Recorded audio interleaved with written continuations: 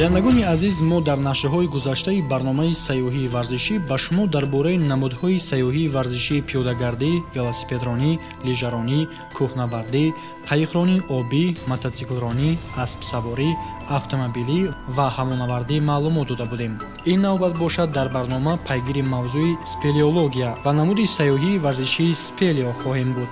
Спелеосайёҳӣ як намуди сайёҳии варзишиест, ки аз гузаштани хатсайрҳои душворияшон гуногун аз байни ғорҳо иборат аст. Спелеосайёҳон инчунин барои фатҳ хатсайрҳои нав мегузоранд. Ғорҳои то ҳол таҳқиқнашударо кашф намуда харита тартиб медиҳанд. Ҳамин тариқ онҳо ба фаъолияти дӯстдоштаи худ машғул шуда, ба спелеология, илме ки фазоҳои табиии зеризаминиро меомӯзад, ба монанди пайдоиши онҳо, ташаккулёбӣ, экосистема ва ғайра саҳми арзанда мегузоранд.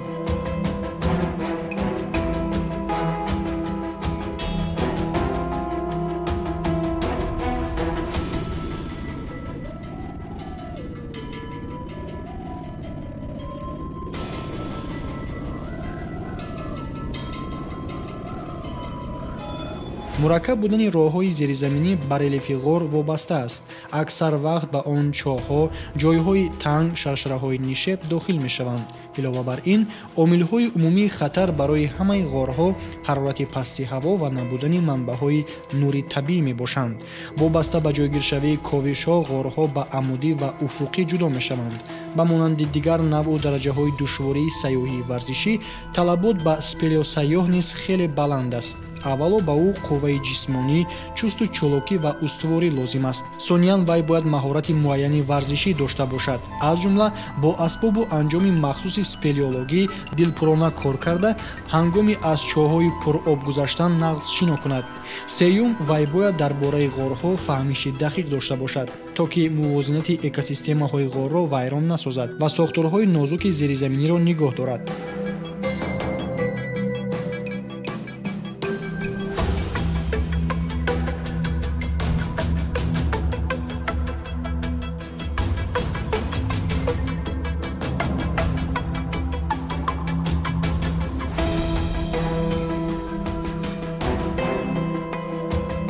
спелеосайёҳӣ як шакли аҷиби фароғат аст. табиат моро на танҳо бо соҳилҳои зебо ва манзараҳои назаррабое, ки барои ҳама дастрасанд, балки бо он сарватҳое, ки дар зери замин пинҳон шуданд, шод мегардонад.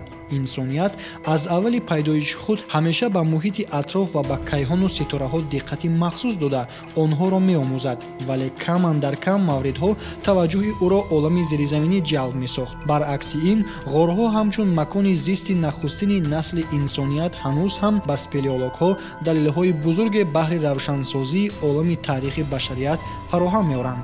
яъне шумо ба сайёҳати спелео машғул шуда, ба ҷойҳое хоҳед рафт, ки ҳазорҳо сол касе нарафтааст. ва як худ ҳамин фикр басанда аст, ки сайёҳати шумо хотирмону таъсирбахш бошад. лек на дар ҳама ҳолатҳо шумо бо он чизе рӯбарӯ мешавед, ки аз аввали сафар чашмдошт будед. ба қавле зери замину ғорҳои табиӣ, таърихи на танҳо инсоният, балки ҷаҳон нуҳуфтааст. ҳамин аст, ки дар аксар мавридҳо спелеосайёҳиро дӯстдорони таърих ва худи олимони ҷавони спелеолог интихоб мекунанд. ҳамаи инро дониста, спелеосайёҳиро ба ҳеҷ ваҷҳ набояд бо илми спелеология омехта кард. яъне сайёҳии спелеологӣ нею спелеосайёҳӣ гуфтан беҳтар ва дурусттар аст. онҳоро танҳо як чиз муттаҳид мекунад: ғорҳои табиию минтақаҳои зеризаминӣ. сайёҳ олим нест, вай барои таассуроту хотироти нек бардоштан ва қонеъгардонидани орзую умеди худ ба сафар мебарояд.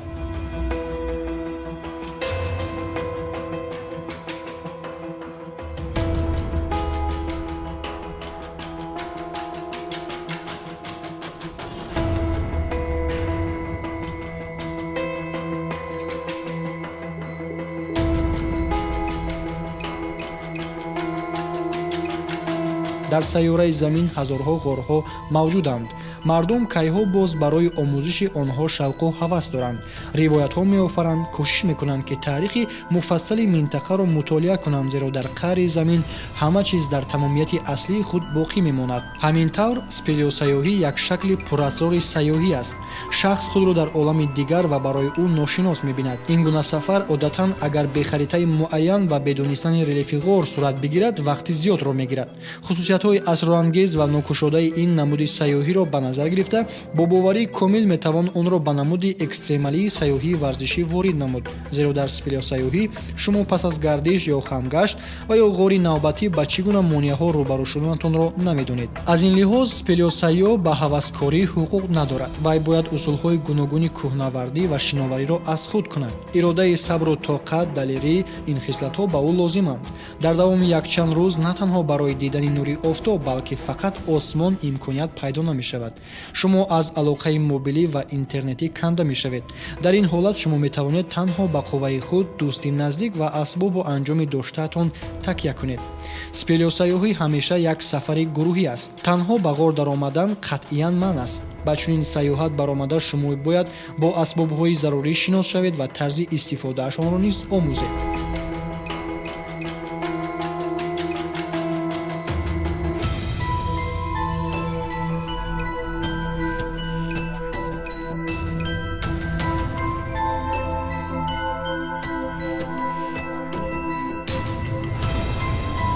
дар намуди сайёҳии варзишии экстремалии спелео 5 зинаи душворӣ мавҷуд аст.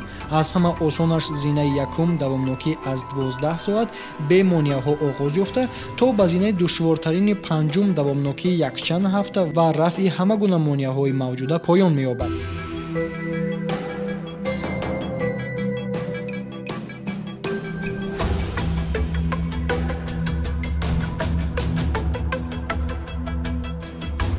бояд дар хотир дошт, ки ҳама гуна сайёҳии экстремалӣ озмоиши қувват аст. спелеосайёҳӣ таълими назариявӣ ва заминаи хуби ҷисмониро талаб мекунад. беҳтар аст, ки маҳорати худро дар толорҳои махсуси варзишӣ сайқал диҳед. пеш аз сафари спелеосайёҳӣ хешовандону наздикон ва хадамоти махсуси наҷотдиҳиро оиди макони сайёҳати худ огоҳ созед, то дар ҳолати вақти муайяншуда барнагаштанатон ба ёрии шумо оянд. чораҳои бехатариро ҳамаҷониба андешед ва роҳи ҳалли онҳоро низ пешакӣ омӯзед. тавре гуфтем, спелеосайёҳӣ набояд танҳо сурат бигирад. шуморо бояд роҳбалад ва якчанд нафар сайёҳони дигар ҳамроҳӣ намоянд. пас аз мувофиқа кардани номгӯи доруҳо бо роҳбалади хатсайр қутичаи тиббӣ гиред.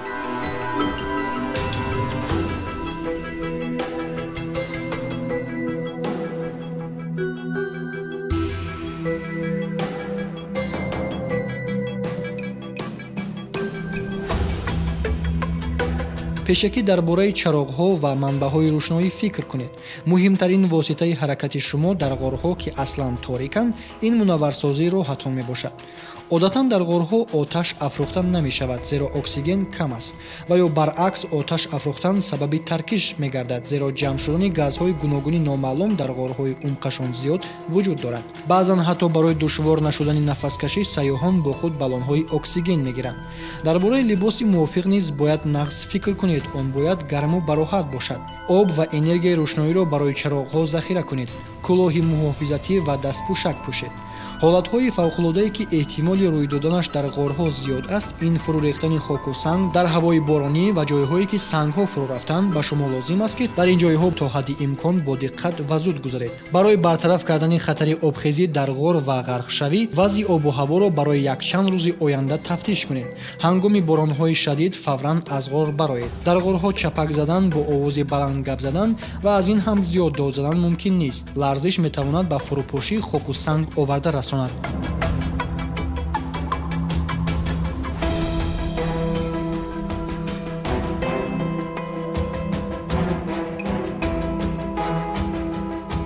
дар ғорҳои бузург роҳҳо ва гузаргоҳҳои гуногун мавҷуданд. роҳ бояд бо ишора қайд карда шавад. ба таври қатъӣ аз рӯи харитаҳо ва диаграммаҳо равед, на тасодуфӣ. вале бояд донист, ки спелеосайёҳӣ на ҳамеша бо роҳҳои сурат мегирад, ки ягон вақте фатҳ нашудаанд.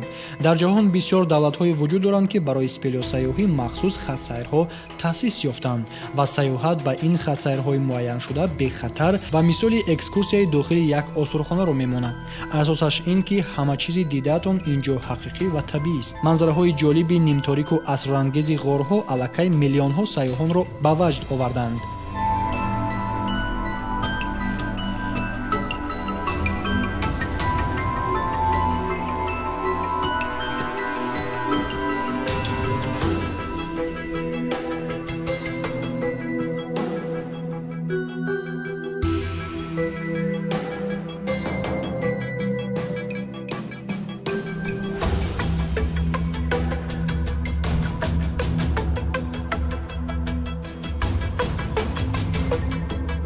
ба назар гирифта ки ғорҳои табиӣ аксар маврид дар кӯҳу ағбаҳо ба вуҷуд меоянд, диёри кӯҳсори Тоҷикистон низ барои намуди спелеосаёҳӣ мувофиқ аст. То ба имрӯз дар Тоҷикистон аллакай чандин ғорҳои аҷоиби кашфшуда вуҷуд доранд ки дӯстдорони ин намуди сайёҳиро бетаваҷҷӯҳ намегузоранд. Ғорҳо барои одамоне ҷолибанд, ки аз манзараҳои муқаррарӣ дилгир шуданд ва мехоҳанд роҳи нави рӯҳбаландкунандаи худро кашф сохта, бо ин усул эҳсосоти нав, аҷиб ва бисёр мусбатро ба даст биёранд. Омӯзишу тамошои ғорҳои табиӣ як имконияти беназир аст барои дидани он чизе, ки аз чашми миллионҳо одамон пинҳон мондааст ва шояд кашфу манзури ҳамагон гаштани онҳо ба таърихи то ҳанӯз норавшани инсоният роҳ кушояд.